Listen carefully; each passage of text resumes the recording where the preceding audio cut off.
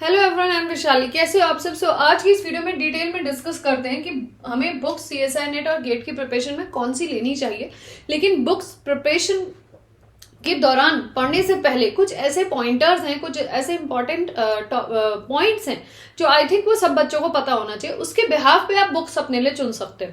तो सबसे पहली चीज जो आपके दिमाग में आनी चाहिए कि जिस भी बुक को आप यूज करें उसकी लैंग्वेज इजी होनी चाहिए ताकि आप उसको समझ सके।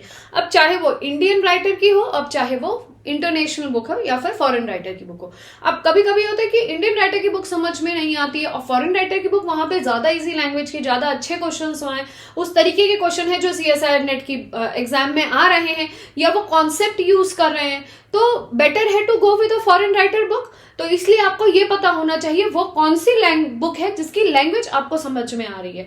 दूसरी चीज, इसमें ये कोई जरूरी नहीं कि जो बुक मुझे पसंद हो वो बुक दूसरे बंदे को भी पसंद हो, क्योंकि मोस्टली बुक में 75% टू 80% कंटेंट सेम ही रहता है। तो मुझे किसी की लैंग्वेज समझ में नहीं आ रही, दूसरे को दूसरे की लैंग्वेज समझ में आ रही, तो अपनी अपनी चॉइसेस आप अपने अकॉर्डिंग चुन सकते हैं, ये ध्यान रखिए। बट एक चीज आपको सबसे इंपॉर्टेंट ध्यान रखनी होगी कि क्या जिस बुक को आप प्रिपेयर कर रहे हो वो बुक पर्टिकुलर सब्जेक्ट का मैक्सिमम कवरेज ऑफ टॉपिक दे रही है। मतलब जो भी आपका सब्जेक्ट सिलेबस है सीएसआई नेट के अंदर, तो जिस बुक को आप देख रहे हैं कि मैं इस बुक को एक बार रीड करूं या 2 बार या 3 बार रीड करूंगी आगे जाके अपनी प्रिपरेशन के दौरान, तो उस बुक में क्या मैक्सिमम टॉपिक्स कवर हो रहे हैं उस सब्जेक्ट के। This is very important point जिसको आई होप आपको सबसे पहले ध्यान में रखना चाहिए। ऐसे ही 2 बुक 3 बुक पढ़ने से कोई फायदा नहीं है। जो मैक्सिमम कवरेज वाली बुक हो, जिसकी लैंग्वेज आसान हो, उस बुक को आपको प्रायोरिटी वाइज एक बुक को पकड़ के अपनी जर्नी को शुरू कर देना चाहिए। अब उस बुक को पढ़ते ही कोई जरूरी नहीं आपका सिलेक्शन हो जाए, बट आई सजेस्ट पेशेंस रखिए। उस बुक को 2 से 3 4 बार पढ़िए, तब आपको उन कॉन्सेप्ट को क्लैरिटी होगी। क्योंकि कभी आपने एक बुक जब पहली बार पढ़ते हैं तो आप सिर्फ उस बुक को समझ पाते हैं उस बुक में दिया क्या। जब दूसरी बार पढ़ते हैं तब आपको समझ में आता है अच्छा ओके इस थ्योरम का क्या मतलब है। तीसरी बार में समझ में आता है यार ये थ्योरम्स की कॉरोलरी क्या कह रही हैं। तो इट इज नॉट इजी। इतने बड़े एग्जाम को, इतने हाई लेवल के एग्जाम को आप देते हो, तो इट इज नॉट इजी कि एक बार बुक पढ़ा और काम खत्म हो गया। It's not like this. इसी में दूसरा पॉइंट में ये भी ऐड करना चाहूंगी कि जो बच्चे एमएससी के दौरान या बीएससी के दौरान उन अपने स्टैंडर्ड बुक से पढ़ा हुआ है, not the notes I am saying about this, जो स्टैंडर्ड बुक्स आपने पढ़ी है, अब वो बुक्स भी रीयूज कर सकती हैं। अगर वॉल्टर रूडन जैसी आपने बुक पढ़ी है, एसएल रॉस जैसी जो बुक पढ़ी है, तो अब वही book same second time, third time, fourth time भी, क्योंकि आपको पता चल जाता है ना कि इस बुक के अंदर ये इंपॉर्टेंट टॉपिक है और ये इंपॉर्टेंट टॉपिक के ये इंपॉर्टेंट कॉन्सेप्ट्स यहां से आएंगे, तो आपको पूरे बुक पढ़ने की जरूरत नहीं है। आप सिर्फ इंपॉर्टेंट टॉपिक्स को ही बार बार रिवाइज कर सकते हैं। ये भी स्ट्रेटेजी आप बुक्स के लिए यूज कर सकते हैं। Moving to the next, should cover more solved than unsolved questions. आपको ये देखना चाहिए उस बुक में ज्यादा से ज्यादा सॉल्व्ड क्वेश्चंस हो, क्योंकि हमारे पास इतना टाइम नहीं रहता कि हम अनसॉल्व्ड को 4 घंटे लगा के 5 घंटे लगा के सॉल्व करें। उससे बेटर है कि अगर हमें सॉल्व्ड क्वेश्चंस प्रैक्टिस के लिए ट्रेडिशनल ज्यादा मिल जाए और फिर हम ये एफर्ट पीवाईक्यूज में दें, तो that will be more helpful to us. ये ध्यान रखिएगा कि जिसमें ज्यादा से ज्यादा अच्छे कॉन्सेप्चुअल सॉल्व्ड क्वेश्चंस आपको मिले। इसके बाद एक बात हमेशा याद रखिएगा, मल्टीपल सोर्सेज से जाने से बेटर है to go for one book but multiple revisions. एक ही बुक यूज करिए सब्जेक्ट की, बट उसके कम से कम 3 से 4 बार रिविजन आपका हो जाना चाहिए। And at the last, which is very important, अगर आप बुक पढ़ने की सोच रहे हैं during your preparation of CSI net, अगर आपको कोई ये नहीं बताता कि ये वाली बुक में ये टॉपिक्स अच्छे हैं, इन्हीं को पढ़िए, then you should have a patience. अगर पेशेंस नहीं है तो वो डिफिकल्ट हो जाएगा, क्योंकि वो टाइम कंज्यूमिंग भी होगा और वो बोरिंग भी होगा। बाय द टाइम जब तक आप किसी सब्जेक्ट के टॉपिक को खत्म करके दूसरे टॉपिक में जाएंगे, तो अगर आपने उसके साथों साथ शॉर्ट नोट्स उस बुक के रिस्पेक्ट में नहीं बनाए हैं, तो आप उन सब्जेक्ट्स को और उन टॉपिक्स को भूलते जाएंगे। तो जब भी किसी बुक को पढ़े तो पहले तो पेशेंस लेवल सही होना चाहिए अपना, और साथ में शॉर्ट नोट्स आप बनाते रहें ताकि उन शॉर्ट नोट्स की मदद से उस बुक के चैप्टर्स का रिवीजन होते चले।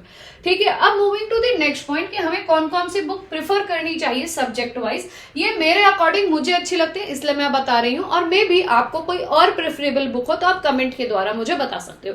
इसके साथ अगर आप सीएसआई नेट की या गेट 2026 की प्रिपरेशन कर रहे हैं, तो मैंने ऑलरेडी एक बैच लॉन्च किया है जिसका नाम है जीत 1.0। अगर आप मेरे बैच से जुड़ना चाहते हैं तो आप मुझे फोन के द्वारा कांटेक्ट करके अपनी क्वेरीज को पूछ सकते हैं।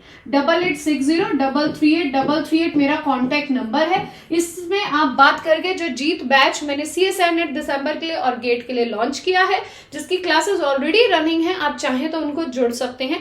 बैच की कॉस्ट बहुत ही मिनिमल है, जिसकी इन्फॉर्मेशन में आप अगर कॉल करेंगे तो मैं आपको बता दूंगी। So let start with the content. Reanalysis की अगर बात करें तो रीएनालिसिस के लिए आप एक ही बुक प्रेफर करिए, एसके मापा, और उसके साथ प्ले विद ग्राफ्स पढ़ लीजिए। प्ले विद ग्राफ्स बुक में सिर्फ आपको ये समझना है कि ग्राफ्स बनाए कैसे जाते हैं, जैसे इवन डिग्री का, ऑड डिग्री का ग्राफ कैसे बनता है, साइन का कैसे बनता है, कॉस का कैसे बनता है, क्या डोमेन है, क्या रेंज है। तो आपको ग्राफ की क्लैरिटी, ग्राफ के डोमेन की क्लैरिटी, ग्राफ के रेंज की क्लैरिटी प्ले विद ग्राफ से आ जाएगी। और एक दो बार उन ग्राफ्स को बना के देख लीजिए, बस उसके बाद प्ले विद ग्राफ्स का काम खत्म। आप क्वेश्चंस में उसकी एप्लीकेशन अप्लाई करिएगा। इससे एग्जाम में क्वेश्चन नहीं बनेंगे, बट ये कॉन्सेप्ट आपको मदद करेगा।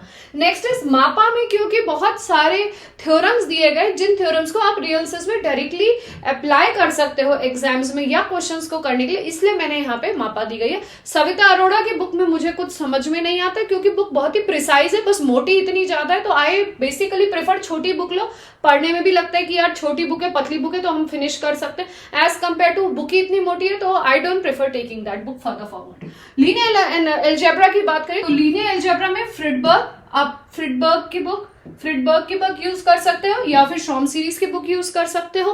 कुछ टॉपिक्स फ्रिडबर्ग के अच्छे हैं और कुछ टॉपिक शॉम सीरीज के इंडिविजुअल अच्छे हैं, तो आप दोनों बुक को क्लब करके पढ़ सकते हो। अब दोनों बुक को मैम कैसे पढ़े, तो जैसे आपने एक चैप्टर वेक्टर्स इन आरएम, इससे रिलेटेड इन्फॉर्मेशन फ्रिडबर्ग में नहीं है, बट वेक्टर का एडिशन, सब्सट्रैक्शन, स्केलर मल्टीप्लिकेशन, उसकी कॉम्प्लेक्स में वेक्टर्स का डॉट प्रोडक्ट कैसे होता है, रियल में कैसे होता है, ये पहला चैप्टर शॉम्स में बहुत अच्छा दिया है। इसके अलावा जब आप बात करते हैं कि इसके अलावा आप सिस्टम ऑफ इक्वेशंस पे आ जाओ, इसके अलावा आप आगे लीनियर ट्रांसफॉर्मेशन पे आ जाओ, तो यहाँ पे कुछ चीजें अच्छी दी हैं और कुछ चीजें यहाँ अच्छी दी हैं। तो दोनों के जब भी एक एग्जाम्पल किसी एक्स चैप्टर को आप पढ़ रहे हो, तो एक बुक से देखा, सेम टाइम पे दूसरे बुक से देखा, जो दोनों में से आपको देखो, बहुत सारी चीजें तो तुम्हें ऑलरेडी याद होंगी ना, तुम बीएससी में लीनियर अलजेब्रा पढ़ते हो, तुम एमएससी में लीनियर अलजेब्रा पढ़ते हो, और जहां पे तुम्हें लग रहा है कि जो चीजें मुझे आती हैं वो क्यों ही लिखनी है बुक से, वो तो तुम कहीं ना कहीं अपने नोट्स बना ही रहे होगे ना, जो प्रिपरेशन कर रहे होगे, तो वहां होंगी। सिर्फ इन दोनों बुक से पढ़ने का ये रीजन है कि जो इस बुक से अच्छा लगा उस टॉपिक का जो हमें नहीं पता है, या इस बुक से अच्छा लगा जो हमें नहीं पता है, वो अपने नोट्स में ऐड ऑन करना है। दैट्स इट, इस तरीके से पढ़ना है। अब दोबारा बुक को पढ़ने से बेटर है कि उन शॉर्ट नोट्स जो आपने बनाए, जो पॉइंट्स ऐड ऑन किए हैं, वो आप डालिएगा, तो यहाँ सेटिस्फेक्शन भी रहेगा कि मैंने बुक के इंपॉर्टेंट पॉइंट्स भी ऐड कर दिए। इस तरीके से आप बुक को पढ़ सकते हो। अगर एक बार पूरी बुक पढ़ रहे हो फिर दोबारा पढ़े तो it is a very time consuming. वो वही बच्चे करें जो एक साल की प्रिपरेशन का टाइम लेके अपने साथ चल रहे हैं। Moving to the next complex analysis की बात करें तो कॉम्प्लेक्स एनालिसिस में एक ही बुक यूज करिएगा, या तो आप एच एस कसाना यूज करिएगा, या फिर आप पुन्नू स्वामी की foundation of complex analysis use करिएगा। आई डोंट प्रेफर कि दोनों बुक आप लोग सब साइड बाय साइड यूज करें, because it is very detailing. Ponnusamy काफी थिक बुक है और एच एस कसाना भी टाइम कंज्यूमिंग हो जाती है, तो दोनों में से एक बुक आप यूज कर लीजिएगा। यहाँ मैंने दोनों बुक इसलिए की क्योंकि शॉम सीरीज थोड़ी बेसिक बुक है, फ्रिडबर्ग थोड़ी सही लेवल की बुक है, तो दोनों को मैच करके आपका सिलेबस एक तरीके से कंप्लीट हो जाता है। मूविंग टू दी नेक्स्ट, अगर ओडीपीडी की बात करें तो ओडीपीडी में देखिए एमडी राय सिंघानिया, इसके लिए भी एमडी राय सिंघानिया ही खाली यूज कर लो ओडीपीडी के लिए, और पीवाई यूज कर लो। एक तरीका ये भी कर सकते हो, लेकिन क्योंकि सिस्टम ऑफ डिफरेंशियल इक्वेशंस वाला जो एक टॉपिक है वो एसएल रॉस में बहुत अच्छा दिया है, क्रिटिकल पॉइंट्स वाले कॉन्सेप्ट्स बहुत अच्छे दिए, सिर्फ उसके लिए एसएल रॉस को यूज कर लो, तो ज्यादा कुछ आपका टाइम भी नहीं जाएगा। बाकी एमडी राय सिंघानिया से कर लो और फिर पीवाईक्यूज की प्रैक्टिस कर लो। This way you can use. Similarly इसमें एमडी राय सिंघानिया और टी अमरनाथ यूज कर सकते हो, लेकिन अगर लग रहा है कि इतना टाइम नहीं है, गो फॉर खाली एमडी राय सिंघानिया और पीवाईक्यूज कर लो, that will also help you. ठीक है, moving to the abstract algebra, मैंने यहाँ पे भी एक ही बुक दी है आपको, जोसेफ एंड गैलियन से आप पढ़िए और उसके बाद पीवाईक्यूज करिए, तो that strategy will going to help you, ताकि आपका समय भी बर्बाद ना हो और फ्रूटफुली आप बुक की रीडिंग को यूटिलाइज कर सके। सो अगर आपको इस वीडियो से हेल्प मिली हो तो प्लीज कमेंट के द्वारा जरूर बताइएगा। Till then good bye, take care and thanks for watching this video.